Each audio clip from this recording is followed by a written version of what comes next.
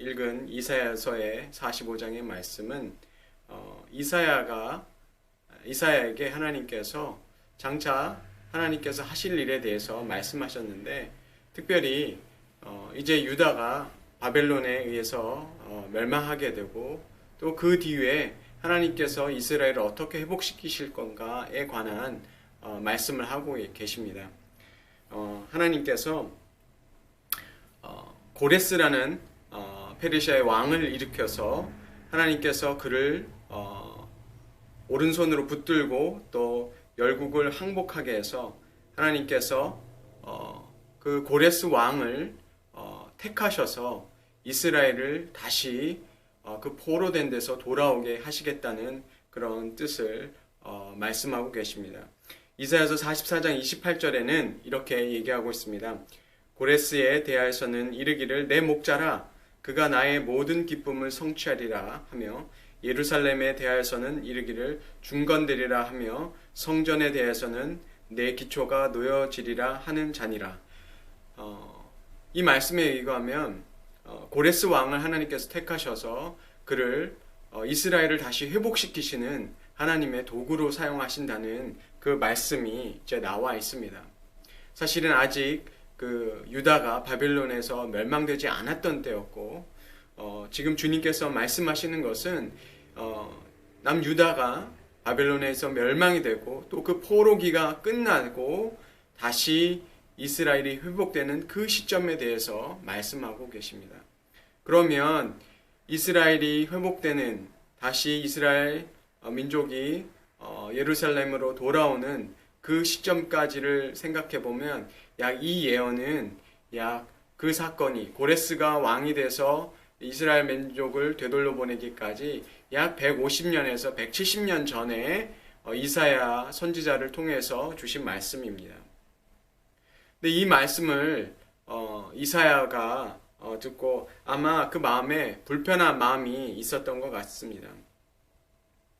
왜냐하면 하나님께서 이스라엘을 심판하시는 것도 바벨론을 통해서, 이방 나라를 통해서 하나님께서 멸망시키실 것이고, 또 이스라엘 다시 회복하게 하시는 것은 페르시아 바사왕 고레스를, 이방인을 통해서 이스라엘을 회복시키시는 그 일을 말씀하고 있기 때문입니다.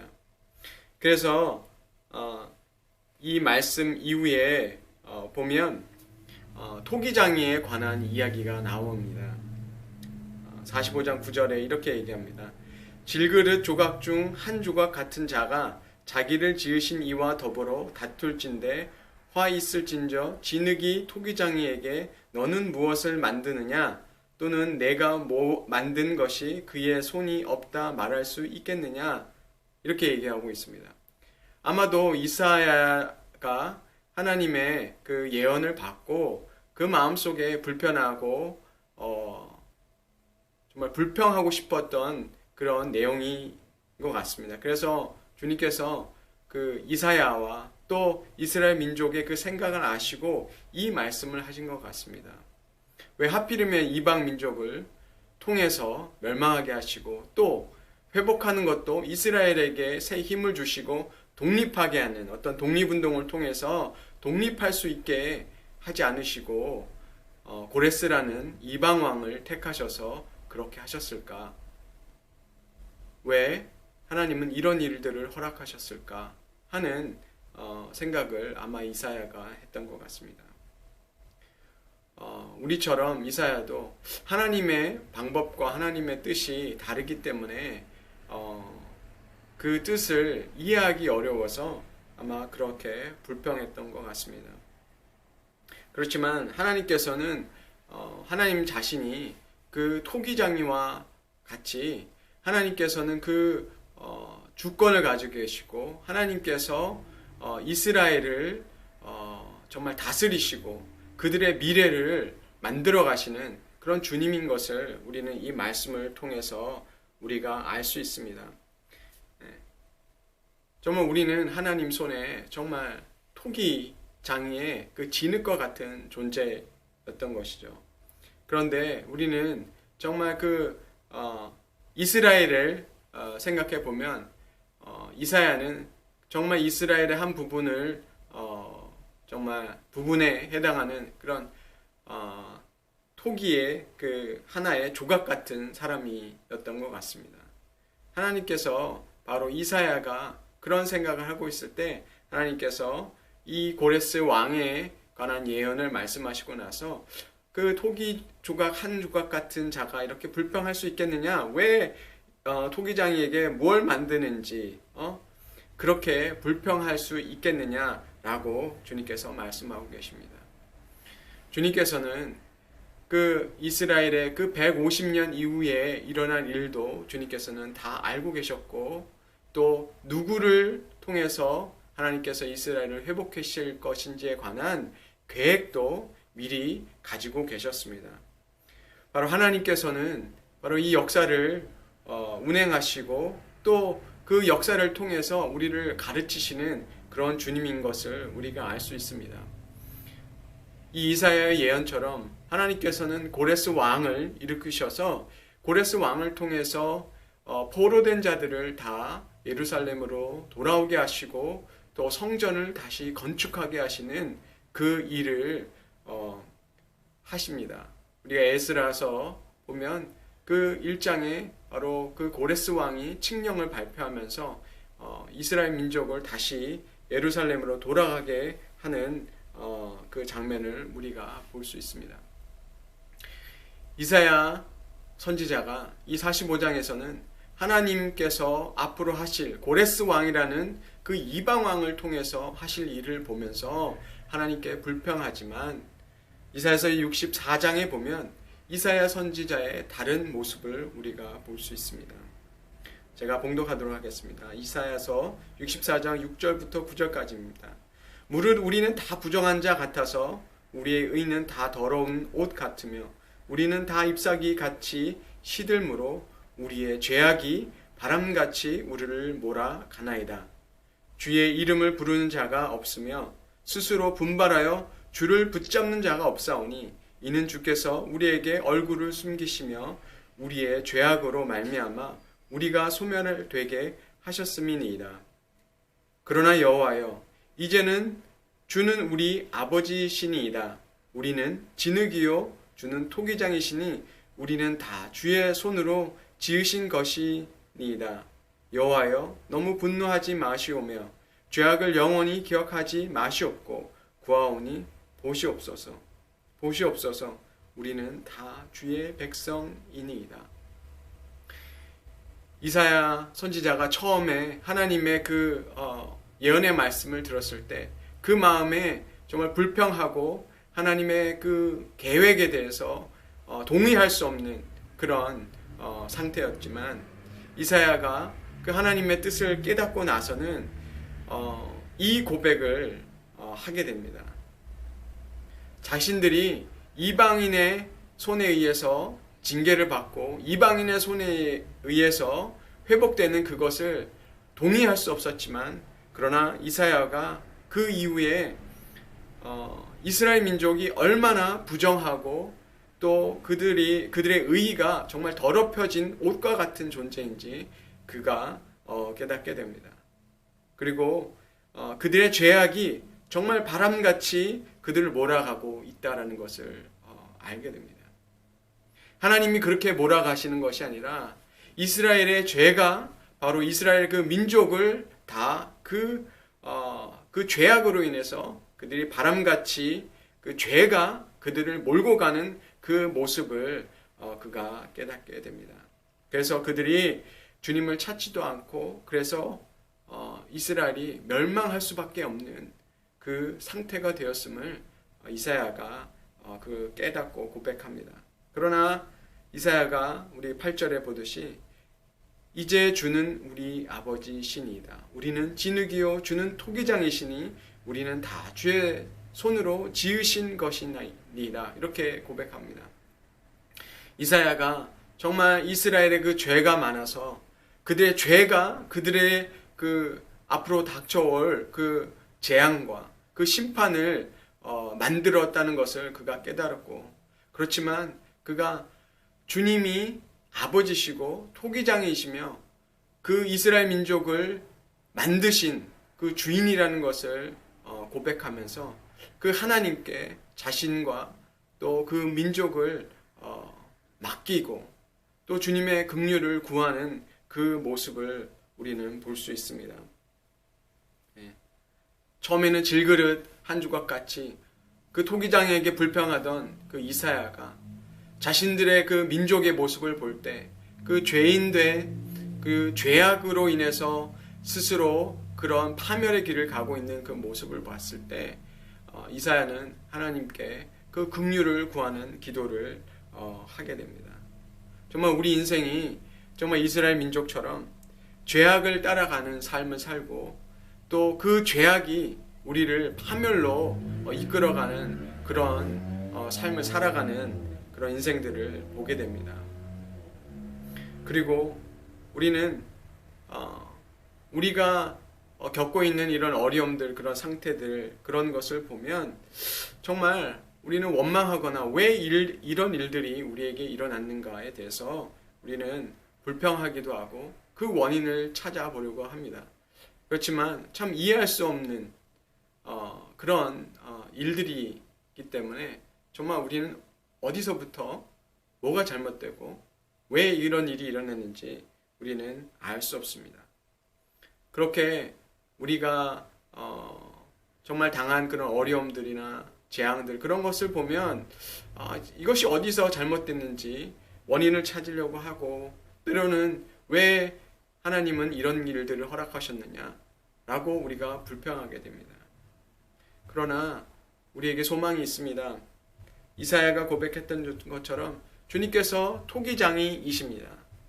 주님께서 우리의 삶을 주관하고 계시다는 것을 우리는 믿어야 됩니다. 주님께서는 지금은 우리의 인생이 앞으로 사는 날이 점점 길어지고 100세 시대가 온다고 그러는데 우리가 이 짧은 구절을 보면 주님께서 150년 전, 170년 전에 그 이스라엘의 그 앞으로의 일을 미리 말씀하셨고 또 주님께서 사용하실 그 사람의 이름까지도 부르시는 것을 우리가 볼 수 있습니다. 우리의 인생이 길어야 100년인데 주님께서는 우리의 인생을 미리 아시고 우리를 인도하시는 그런 주님이시라는 것을 우리는 이 말씀을, 이사야서의 말씀을 통해서 우리가 보게 됩니다. 우리의 100년도 안 되는 그 삶, 주님께서 인도하시고 계획하시고 우리에게 그 하나님의 선하신 길로 인도하시지 않겠습니까? 150년 후의 역사를 하나님께서도 아셨고 사실은 하나님께서는 이 인류의 모든 역사를 주관하고 계시고 1000년, 2000년 이후의 일도 주님께서는 다 아시고 인도하시는 전능하신 하나님인 것을 우리는 믿게 됩니다. 우리는 주님의 손에 있는 진흙과 같은 존재입니다. 여러분, 우리의 삶은 다 완성된 상태입니까? 아니면 아직도 주님 손에 빚어져 가는 인생들입니까? 저는 끊임없이 주님께서 우리를 빚으신다고 생각합니다. 주님께서 우리를 사용하시면서 우리를 계속해서 우리를 빚으시고 새롭게 하시는 그런 전능하신 하나님이라는 것을 믿습니다. 이사야가 고백했을 때 저는 이사야가 정말 그들이 정말 주님 손에 있는 토기장이 주님의 그 손에 있는 진흙과 같은 존재이지만 어떻게 보면 하찮고 아무것도 아닌 존재인 것 같지만 그러나 우리가 주님 손에 있다는 것이 얼마나 큰 복인가 하는 생각을 하게 됩니다. 주님 손에 있는 진흙, 주님께서 주님의 목적에 맞게 우리를 빚으시고 하나님께서 우리를 사용하시고 정말 우리의 주인이 되어주시는 그 주님께 우리가 우리 삶을 맡길 수 있다는 것이 정말 큰 복이라고 저는 생각합니다. 이스라엘 민족을 정말 그들이 하나님을 대항해서 그들 범죄하고 하였지만 하나님께서 그들을 정말 징계하시지만 그를 다시 회복시키시는 그런 하나님인 것을 우리는 알고 있습니다. 우리가 앞으로 살아갈 날들 속에서 우리가 어떤 일들을 만날지 모르지만 우리가 정말 앞을 미리 아시는, 또 우리의 삶을 미리 아시는 그 주님 앞에 우리의 모든 것을 맡길 수 있다고 저는 믿습니다. 지나온 날들 속에서 우리가 이해할 수 없는 일들 얼마나 많았습니까? 아직도 해결되지 않고 풀어지지 않은 일들 우리 삶 속에 있다고 생각합니다. 왜 이렇게 되었을까? 왜 나의 환경은 그랬을까? 그런 생각서부터 왜 이런 일들이 일어났는가 하는 생각들이 때로는 우리의 마음을 힘들게 할 때가 있습니다. 요한복음에 보면 날 때부터 맹인된 사람, 그 사람을 보고 한 랍비가 묻습니다. 이 사람이 맹인으로 난 것이 누구의 죄로 인함이니까? 자기니까? 그의 부모니까? 주님께서 대답하십니다. 그에게서 하나님이 하시는 일을 나타내고자 함이라. 네. 저는 이 말씀이 참 은혜가 되었습니다. 그에게서 하나님이 하시는 일을 나타내고자 함이라. 여러분, 그 일 정말 해결도 안 되고 이해도 안 되고 어떻게 우리가 정말 그 일들이 어떻게 여기까지 왔는지 이해할 수 없는 그런 수많은 인생의 질문들이 있지만, 그러나 저는 이 주님의 말씀 속에서 답이 있다고 생각합니다. 그에게서 하나님이 하시는 일, 우리가 바로 이해할 수 없는 일, 우리가 생각할 수도 없고 우리가 돌이켜볼 때 그 원인이 어디서 오는지 우리가 알 수 없는 그 일은 바로 하나님이 하나님의 일을 나타내고자 함이라는 것입니다. 우리 삶에 그런 일들을 허락하신 것은 바로 하나님이 하시고자 하는 일이라는 것입니다. 그 일이 나의 일이 아니고 여러분의 일이 아니라 그것이 바로 이해할 수 없는 그 일을 허락하신 것이 바로 하나님이시고, 그 하나님께서 하나님의 그 뜻을 나타내시는 그 일이라는 것을 우리가 믿음으로 받아들였으면 좋겠습니다. 이 팬데믹 상황 속에서 이 일이 왜 누구로부터 시작됐고 어떻게 시작됐고 우리는 잘 알 수가 없습니다. 그러나 정말 우리가 이해할 수 없는 그 일, 생각할 수도 없는 그 일 통해서 하나님의 일이 드러나기를 우리가 정말 기도했으면 좋겠습니다. 우리가 그 일 속에서 내가 이해할 수 없는 그 일, 하나님께서 하나님의 뜻을 나타내 주시옵소서라고 우리가 기도했으면 좋겠습니다. 바로 우리가 기도할 수 있는 그 이유는 바로 그것이 나의 일이 아니기 때문에, 하나님의 일이 드러나야 되기 때문에 우리는 주님 앞에 간구할 수 있다고 저는 믿습니다. 그것이 우리가 토기장이 손에 있는 그 진흙처럼, 주님 나를 빚어주시옵소서, 내가 이해할 수 없는 이 일, 그 일 주님께서 빚어주시고 인도하여 주시옵소서 라고 할 수 있는 것, 그것이 바로 우리가 주님 손에 있는 하나님의 사람의 그 특권이라고 저는 믿습니다. 하나님은 우리의 미래를 아십니다. 우리가 이사야서를 볼 때 좀 하나님께서 고레스 왕을 미리 150년 전에 준비하셨고, 또 우리가 다니엘서를 보면 그 다니엘이 바로 그 고레스 왕에게 또 그 신하로서 섬기고 고레스 왕의 때까지 그가 봉사하는 것을 우리가 볼 수 있습니다. 하나님께서 바벨론으로 그 다니엘을 보내셨고, 또 그 바벨론에서 또 다른 왕국이 일어나서 또 그 바사왕 고레스가 또 왕이 돼서 이스라엘을 다시 이스라엘 민족의 그 예루살렘 땅으로 돌아오게 하시는 그런 하나님의 그 역사 속에서 그 다니엘도 준비하셨고, 그 고레스 왕도 준비하신 그 하나님의 그 오묘한 그 섭리를 우리는 보게 됩니다. 바로 하나님께서는 그 모든 일을 하나님의 뜻대로 이루어 가시는 것 우리가 보게 됩니다. 우리 삶 속에서 이해하지 못하는 일들이 일어날 때 우리가 이 말씀으로 우리가 격려가 되고 우리가 주님을 더 신뢰하기 원합니다. 이해할 수 없는 그 일, 그 일이 바로 하나님이 하셔야 되는 일, 하나님께서 하나님의 일을 나타내시는 바로 그 일이라는 것입니다. 바로 우리가 주님 앞에 기도하는 것은 하나님의 일이, 하나님의 뜻이 드러나기를, 그리고 이 일이 나의 일이 아니라 바로 주님이 하셔야만 되는 일이라는 그 고백을 가지고 우리가 기도할 수 있다고 저는 생각합니다. 이해할 수 없는 일 속에, 이해할 수 없는 그 고통 속에 있을 때 우리가 이것을 기억하며, 주님, 이 일이 나의 일이 아니라 하나님이 하셔야 되는 일이기 때문에 우리가 주님 앞에, 그 보좌 앞에 나가서 주님 앞에 기도할 때 바로 주님이 그 일을 나타내실 줄 믿습니다. 우리가 기도하는 것, 그것은 바로 주님께서 일하시기에 주님 앞에 맡겨드리는 것이고, 주님의 뜻이 드러나기를 우리가 믿고 바라는 그런 기도라고 저는 믿습니다. 우리가 어려운 순간들을 만날 때 우리가 정말 우리의 미래를 아시고 우리에게 소망을 주시는 그 주님 앞에 우리가 담대히 나가서 하나님이 하시고자 하는 뜻이 드러나기를 원합니다.